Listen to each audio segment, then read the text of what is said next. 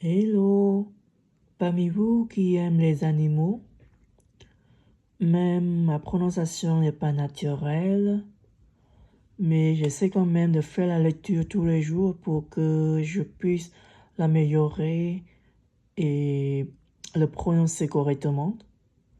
Donc, aujourd'hui, je vais attaquer sur le thème des animaux et nous. Donc, avant de commencer, on va regarder le sommaire. Il y a 4 chapitres et le chapitre 1, il a parlé des animaux qui peuplent nos imaginaires. Le chapitre 2, il a parlé de l'histoire des relations complexes entre l'animal et l'humain. Chapitre 3, il a parlé des animaux, un sujet de connaissance pour l'homme. Et le dernier chapitre, il a parlé de préserver le vivant et responsabilité humaine. Dans le chapitre 1, il y a petit 1, partout des images d'animaux. Le premier, Thibaut de Champagne, je suis comme l'icône, 13e siècle. Le deuxième, Julie Bouffa-Moret, le motif léopard dans le vestiaire féminin au 20e siècle, 2022. Troisième, Publicité Call of California. Quatrième, Rosanne Le Saint, Publicité. Pourquoi les animaux font vendre? Chapitre 1.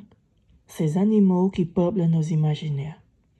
Les animaux, réels ou fantastiques, occupent une place centrale dans nos imaginaires.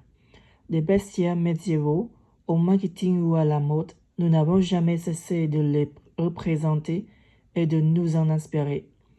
Ils peuplent également notre littérature et en sont des personnages incontournables qui traversent les siècles. Souvent dotés de caractéristiques humaines, un procédé qu'on appelle anthropomorphisme. Ces animaux permettent de mettre en scène nos préoccupations tout en gardant une distance plaisante. La fiction va parfois plus loin encore dans le mélange des espèces en proposant des créatures mi-homme, mi-animal. Ces êtres hybrides questionnent notre part animale, instinctive, libérée des normes sociales.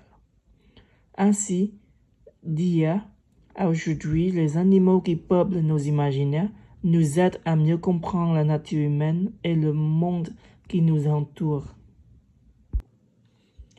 L'animal occupe une place singulière parce qu'il vit dans la nature, mais il vit aussi dans l'imaginaire, affirme Elisabeth Taburet de La Haye, conservatrice et directrice du musée de Cluny. Il est vrai qu'on rencontre un nombre impressionnant de créatures dans les pages de bestiaires, ces recueils médiévaux peuplés d'animaux. Des ours, des renards, des cerfs, mais aussi des bêtes fantastiques, comme le dragon et bien sûr la licorne. Aujourd'hui encore, un regard autour de nous révèle que les images d'animaux restent présentes partout, de nos habits à nos écrans et autres panneaux publicitaires. 1. Thibaut de Champagne, je suis comme la licorne, 13e siècle. La licorne est sans doute l'animal le plus important de bestiaire fantastique médiéval.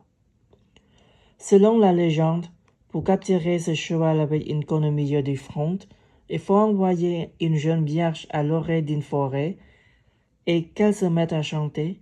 L'animal, séduit par sa voix, approche et les chasseurs peuvent alors agir.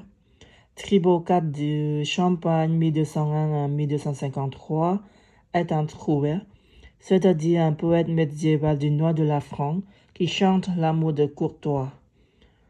Dans ce poème, il se compare à la licorne, car elle est attirée lui aussi par une jeune femme et constitue de ce fait une proie pour un chasseur symbolique, l'amour.